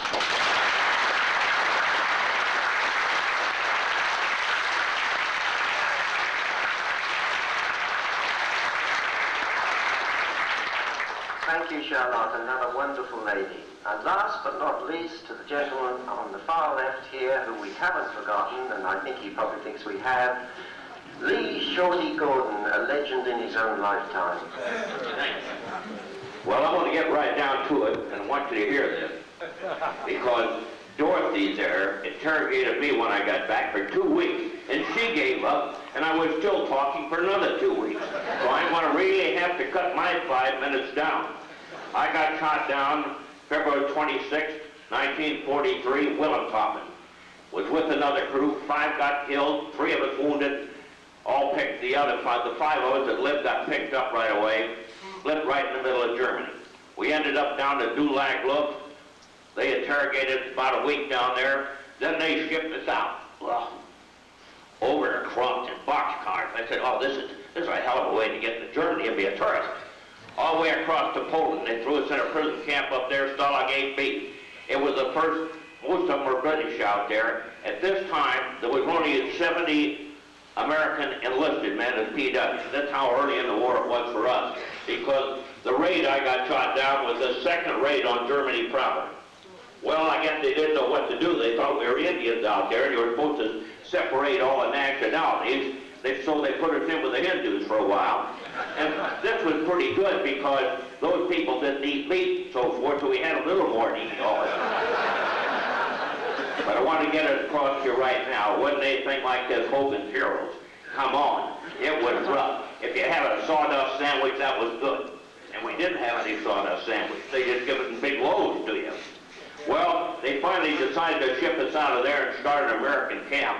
The first camp for enlisted men, it was Stalag 7A at Moosburg. Well, some of them decided to make a break. Well, we didn't know much about it. We figured all we had to do was just get away from the Germans, and we were on our way. That was just the start. Well, we started across Germany. We got over near Czechoslovakia, and as the train, what happened is they had 50 of us in a boxcar. You ought to try that, 50 guys riding in a boxcar. You sit on top of each other's heads. And they decided they didn't want to let us go out to go to the toilet once in a while, so what would you do? Over your shoulder, It was rough, let's face it. Well, we didn't like that boxcar so bad, so 8 of us decided to make a break. We got the door of the boxcar open. When that train was going up a steep grade, we jumped off a train. Well, you ought to try to jump off a train going 40 miles an hour. Wow, there was plenty of excitement there. The other fellow was Arnold Schultz from New York. He and I decided to team up, but we started to jump, and there was a big ravine there, so we had to hold up for a minute. This was the middle of the night. Well, 8 of us got off there all right. We didn't get shot. The other guy said, oh, don't escape with us. They're liable to shoot us. And they said, well, you got a chance to go with us. Why get shot? Well, we got out. We were only walking around here about 2 days. We didn't know what to do. You know, when you end up in a foreign country, you can't speak the language and everything, you think you're going to walk out of the country. But it's 600 or 700 miles across Germany, a long way anyway.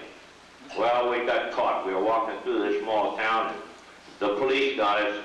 And one part that I do want to tell you, I want to take a drink of water because it did make my mouth dry. It was plenty dry. The fellow I was with was a Jewish fellow from New York, Bernard Schultz. And they got us in this, the German police picked us up first, and they took us into a sort of a Nazi gathering. And they all had their armbands on with swastikas, and I'm saying to myself, I'm in trouble. And about that time, over in the corner, they were all running in, piling each other like a bunch of idiots. And they took Schultz over on the side. The next thing, Schultz threw his hands up in his air. And I thought, uh-oh, what are they doing with him? They pulled out a Luger and stuck it in his back. Vroom, vroom. Schultz marched out. Man, my knees are shaking by this time. I figured, whoa, he's going to get it, because they looked at our dog tags and saw they were Jewish. And I heard him out say, Jews. That's when he whipped out this revolver. I said, he's first, I'm next. Well, here comes Schultz walking back in. And I said, where did you go? He said, oh, I had to go to the toilet. I said, I did too, but I didn't go out.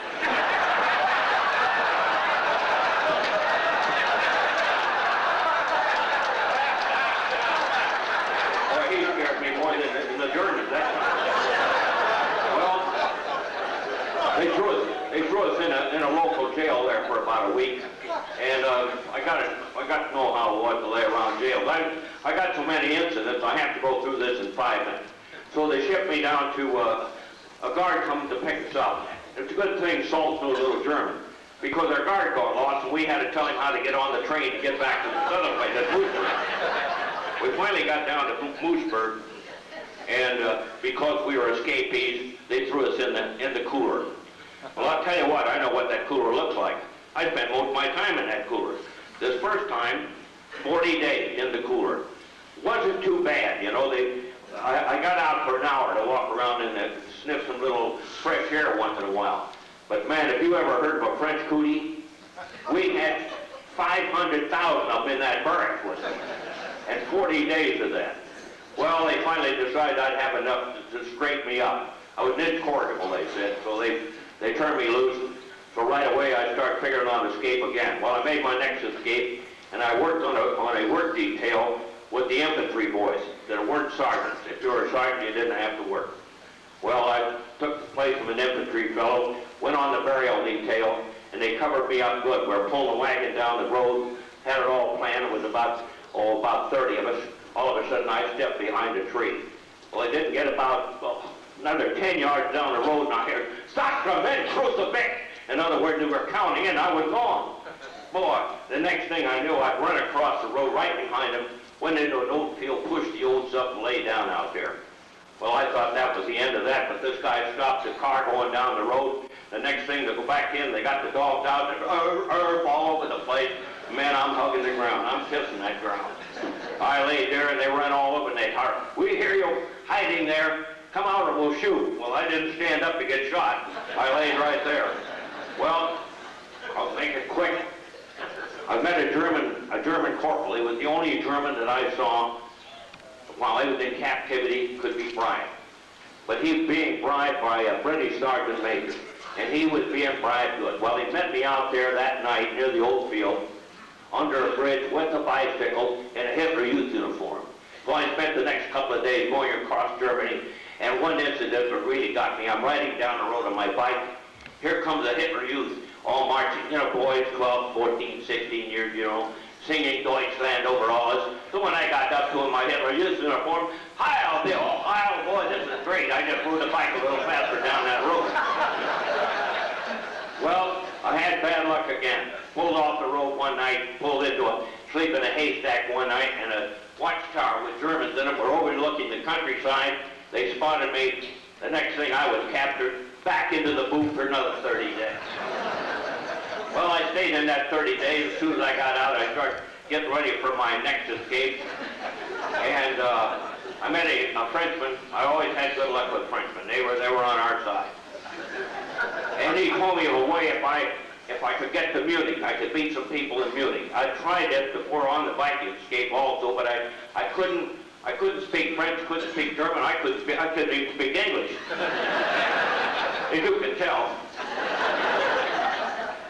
So by guys, I got out of camp again. I can't go into how I got out of camp. So I used to just walk in and out like Hogan's Heroes, huh? Let's face it. Anyway, I got out of camp, got into Munich. After about 2 weeks hiding out in French commandos, they called them, French people and foreign people that had to work for the Germans, they were hiding me out in these barracks. The only interesting thing, one place was raided. I was hanging out with some Yugoslavians, and I was tipped off I was going to be raiding, so they told me, "Oh, go over to this other barracks," and I had to go over there and sleep with 20 French girls. Oh, wow.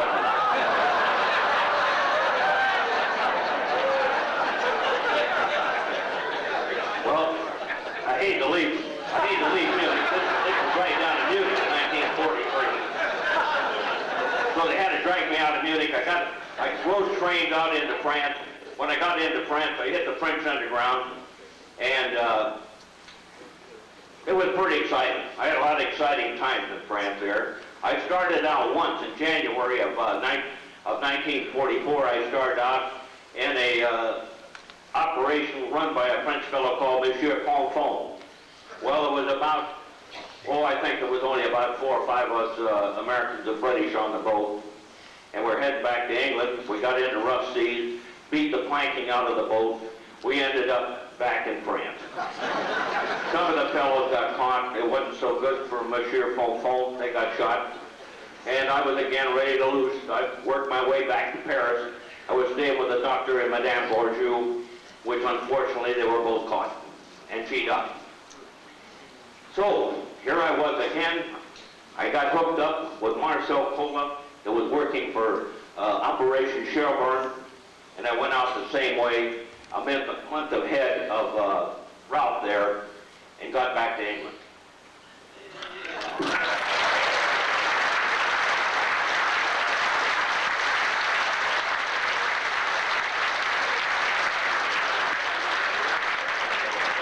Before we open the meeting for questions, I'm going to go back to George Van Rimmenden, because we did only give him 4 minutes, and he tells me that he has another amusing tale. So, George, if you can tell us a fairly short, amusing tale of your experiences, we're very pleased to listen. I hope you remember my little story, how we took the people out of that hospital in Utrecht, and one day we took the wrong road and ended up on the main road to Arnhem. So I made it back. We found the Dutchman again, but to prove how lucky we were, sometimes not only guts and not only intelligence or whatever it was, but it needed it to get away with the things we did. The next day I found out that on the road we normally took through the farmland, the Germans that day had a checkpoint, and everybody that flew by there were checked. So if we hadn't got lost in Utrecht that day, I don't think it would be here now. So just to prove how lucky we were. I think you all know what luck meant during the time that you were out there. Thank you. That's all. Gentleman on the left. Something seems to be wrong with the microphone. Wally Cole, 398 Barnes Group, ex-DOW. I was in a prison hospital, Apeldoorn, Holland. There was an escape out of there, which I'm familiar with.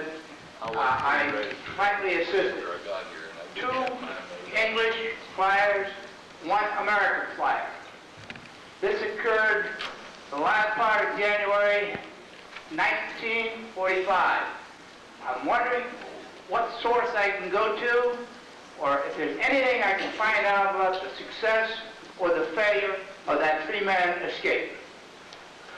Is there any member of the panel who can answer that? I think that it's let me just take one pass, and that is, if you are able to give us a name, then we can determine whether or not they successfully evaded.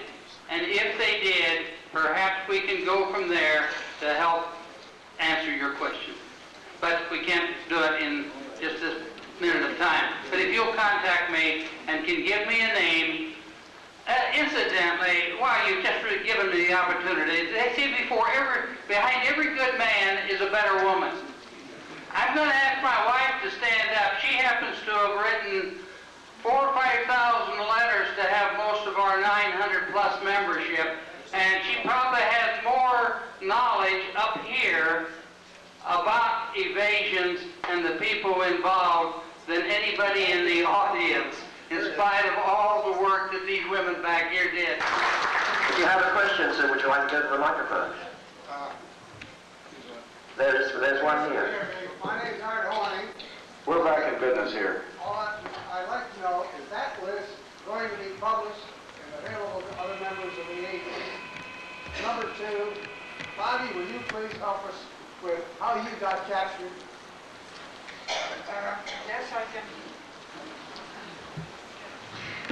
I was waiting at the station, the North Station in Brussels, for the Dutch passeur to bring 1 or 2 airmen over from Holland and to take them. And he was apparently already, this passeur was already taken in a razzia in Malines, Mechelen, and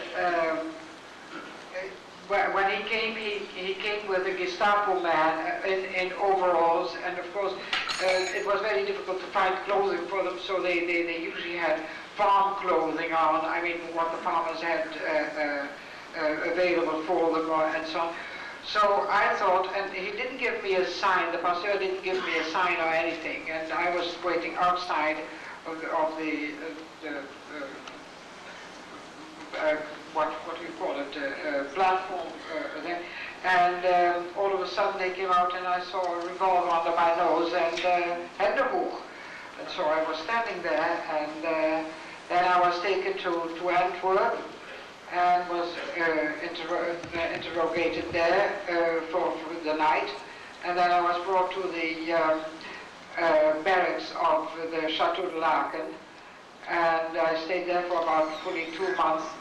And then I went to the prison of Saint-Gilles in Brussels, and from there, eventually, after having been condemned to death, I was transported to Germany, where I went to several prisons, and I was liberated by the Russians, which I'm still very grateful for always.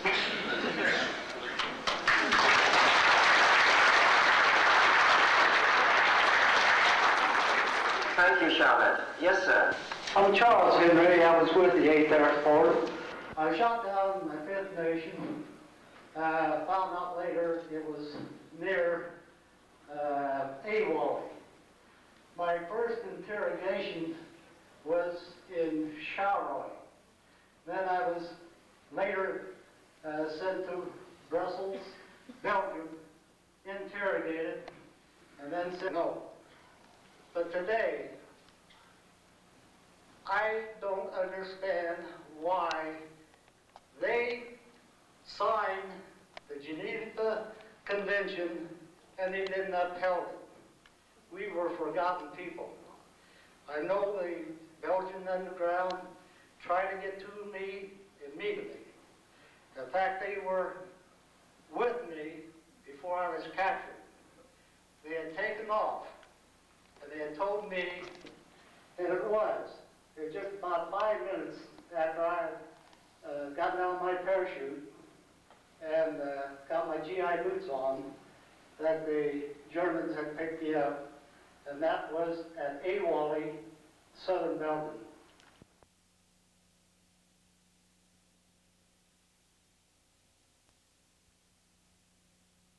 My father was German, so I was born a German, and my mother being Dutch, I was born in Holland myself, so I had, in a way, I had a double nationality. I was very much against the Nazis, and which you can understand. And when I see what is happening now in Germany, I must say that I am very, very, very frightened. And I hope that something can be done against it, that the German government will do something in order to quell the new uprising of the Nazis there. Thank you, Sharon. Asked us how we think about the Germans now. I was telling you a little while ago how lucky we were sometimes and how I lucked that day.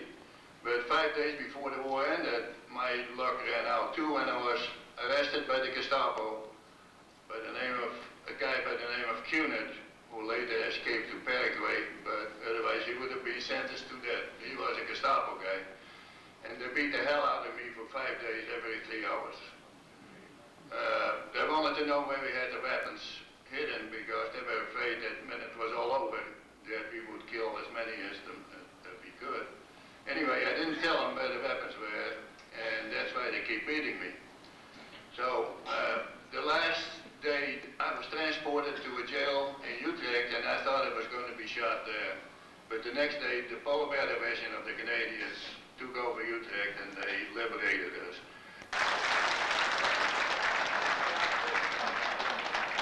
Thank you, George. Dr. Nahas.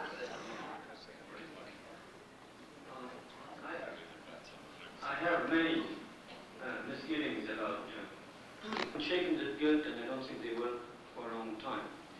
And so they cannot project to Europe or to the rest of the world a model which can be followed. They cannot even formulate this model, because immediately, especially when this model has to be firm on certain principles, they're afraid to be identified with repression. And they will be even afraid to take repressive measures against those which deserve them, and only because they have this deep, deep guilt feeling. So how do you get out of it? How do you get out which can project a model of decency to the rest of the world, of decency and of fighting for what is right? And this model then can be picked up by others in Europe and in the Western world. But as long as you see as America is not able to recapture this extraordinary elan, this extraordinary thrust that they had during the Second World War, to guide the rest of the world towards freedom and decency and values, it would be difficult for Germany to stand on its own. And anything can happen maybe, but if something happened in Germany, it would be mostly because of the incapacity of America and the rest of Europe to help Germany along the path of decency and of fighting for true values and for what you fought during the war.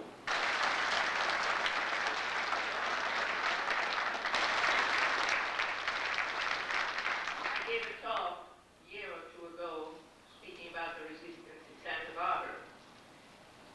And I was told there was a Belgian couple who asked to attend the meeting, and they lived in Santa Barbara and were very, very concerned about the Nazi movement around there. You wouldn't expect it in that area. And they used a trick, knowing when they were meeting and had heard about it. They went to the hotel through a back door to go and see what those Nazis were. They went to the room where they were meeting. They were in uniform with the Nazi band around their thing, completely in the high Hitler fight, etc., etc. That is what is going on, and we must be very, very careful. The skinheads and all that are the same type. Beware, don't close your eyes, and don't make the mistake that was made in Europe to start with and say, oh, it's nothing, nothing will happen, it's just a phase. Beware. Thank you. They are equally concerned about developments in their country, particularly in the East. I think that you cannot brand all Germans in the same way. We have time for one quick more question which has come from our group. Can you tell us what percentage of the persons in your area were resistance workers? Secondly, how did they differ from other persons who were not members of the resistance? And how many of these resistance, do you have any idea how many of these resistance workers were lost their lives as a result of their activities? Doctor, would you like to answer it too? In France during that time, there were three in France between 1940 and 1945. Half of them died in concentration camps. To this, one has to add the French fighting forces, about 200,000 men. So you see that there were a lot of Frenchmen who, because they were resistance fighters, they were in a position where they expressed their hostility to the Nazi. I prefer speaking about the Nazi rather than the Germans. I think it's a simplification, you see, to speak about the Germans. It takes about percentages. I don't think they mean anything. I think that the soul and the heart of the French people, or of anybody with this Hebrew-Christian tradition which is given to us, were against the Nazis. And that represents a large part of the population. But I don't think that you can, put them in certain categories. And it's because there was this pool of feeling and activity toward decency that so many of the members of the 8th Army Air Force were able to be helped, as was reported by a number of people here. And this is what we have to look at, other than look for statistics. Thank you. After I got in that position, I knew there were going to be people like this who would do their damnedest to make sure that I had a chance to get out that made the possibility of our finishing missions all that much better. And all I can do is give you a very inadequate thank you. Very close to home for